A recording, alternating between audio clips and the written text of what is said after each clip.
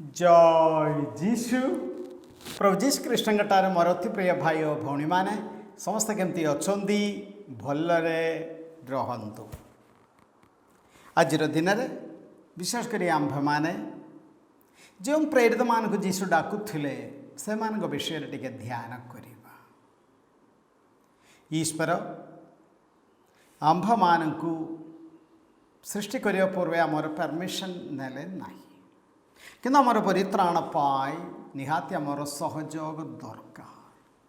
जो मानव जाति को उद्धार करने जीशु आसिले से उद्धार करने जीशु तांगर दल को निमंत्रण करुचंदी केते जन मनुष्य मानकु विशेष करी 12 जन प्रेरित मानकु से विषय में देखला बेले से सर्वसाधारण लोक मान थिले।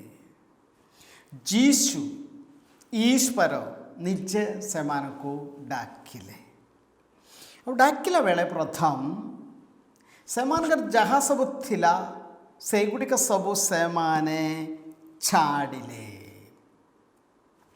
मातीय सुसमाचार अध्याय 4 पद संख्या 18। जीशु गलील समुद्र कूल जाऊा समय सीमोन जहाँ नाम पीतर और तांग भाई आंद्रेय समुद्र जाल पकाउवा देखिले कारण से धीव्र थिले। जीशु से कहले मोर अनुसरण कर मु तुम्हारे को मनुष्य धरिबा शिखाइबी। से क्षणी से जाल छाड़ी तांकु अनुसरण कले। से जाल छाड़ी माने से व्यवसाय छाड़िले से जीविका छाड़िले। अब आगे जावा समय जहन और जाकम को जीशु डाकिले वाक्य 22 मात्यु 4:22 तत्क्षणात् से माने जहन और जाकब नौका और आपण पिता को छाड़ी जीशु को अनुसरण कले।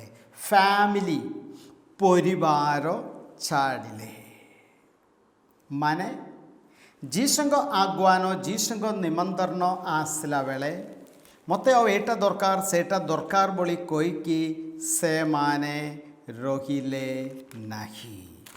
जीवा एबे साउल को प्राचीन मंडलीर से आतंकवादी को जीशु डाकिले।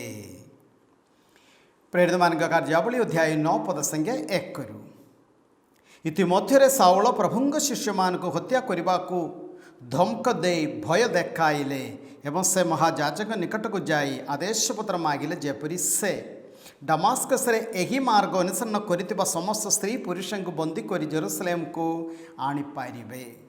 यात्रा पथरे से दमास्कस निकटवर्ती हेउतिबा बेले हठात तांग चारिपटे आकाशरु एक आलोक झलसी उठिला। तापरे से भूमि रे पड़ी गले एवं एक स्वर तांकु कहूबार शुणागला साउल साउल मत कहीं निर्यातना देउच। साउल पचारे आप किए प्रभु मुझे जीशु जहाँ को तुम निर्यातना करुच उठ नगर भीतर को जाओ एवं तुमको कौन करने को हेब सेटारे तुमको कुहाजिब। साउल सबुथिबा व्यक्ति किंतु जितेबाला जीशु डाकिले गोटे प्रकार सब छाड़िले तांग पदवी सब थिबाटा सबू के जाने यहूदी धर्म रे महाजाजक हेबापाई मध्य चांस पॉसिबिलिटी थिबा जने व्यक्ति जीशु आह्वान क्रमे सब छाड़िले। जितेबाला प्रेरित मान को डाकिले से सब छाड़िले। मोर भाई और भौणी माने जीशु आंभ मान को मध्य डाकुचंदी सब जीशु छाड़िबा पाई आमे कौन प्रस्तुत कि मैं दुई थरे आमे चिंता करिबा दरकार। जीशुर आह्वान मिलिबा व्यक्ति माने से मनोभाव एटीट्यूड कौन हेबार अछि। प्रथम कोरिन्थियो अध्याय 4 पद संख्या 11 आमे शुणिबा।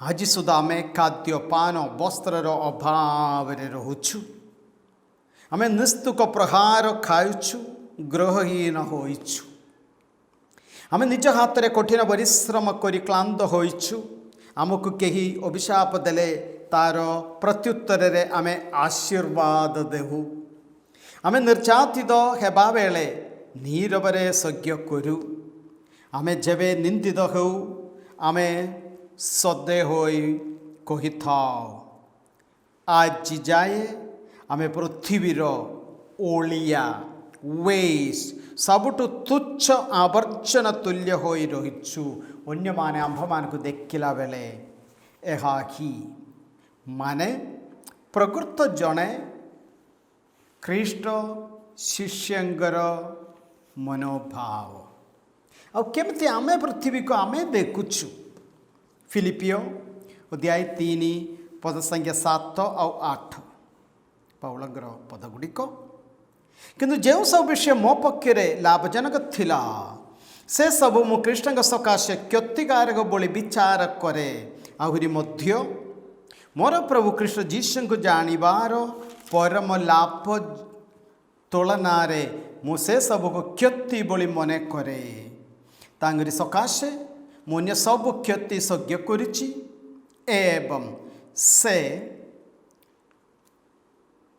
सज्जग से सकल व्यर्थ मन करिछि जेपरी मु कृष्ण को लाभ करि पारिबी सारा पृथ्वी मो पाई व्यर्थक मो पाई जीशु ही सब किछि मु पाई जीशु ही सब किछि एमती थिला प्रेरित मानकर एटीट्यूड मनोभाव आउ आमर एटीट्यूड कौन आ जो माने प्रभुंगठारू यही आह्वान मिलिले यही आह्वान ग्रहण कले से माने बड़ गोटे दाम दे पेड ए हेवी प्राइस प्रत्येक जन कहीं 12 जन भितर 7 जन को छाड़ने समस्त धर्म शहीद हो गले साधु पावल जीवन रे से को प्रकार गोटे दाम देवा से विषय से निजे लेखिकी रखुच्च आम शुणा 2 कोरिन्थियो अध्याय 11 पद संख्या 23 मु अपेक्षाकृत जड़े भल सेवक से अपेक्षा मु कठिन परिश्रम करिछि अधिकतर काराबंदी होइछि बहुबार निस्तक बेत्राहात सहिछि आ अनेकतर मृत्युर सम्मुखीन होइछि मु 5 थर जिगदीमान गट्टारू 39 लेखाए कषाहात पाई मु 3 थरे लाठी माड़ खाई थरे टेकापत्र माड़ खाई और 3 थरे जहाज बुड़ी सम्मुखीन होइछि लंबा गोटे लिस्ट मोर भाई हो भौणी माने माने जीशु त्राणकर्ता रूपे ग्रहण कला परे से जीवनी सब एकदम सुपर सुपर हेब सेमती किछि नाही और परिशेष जन को छाड़देले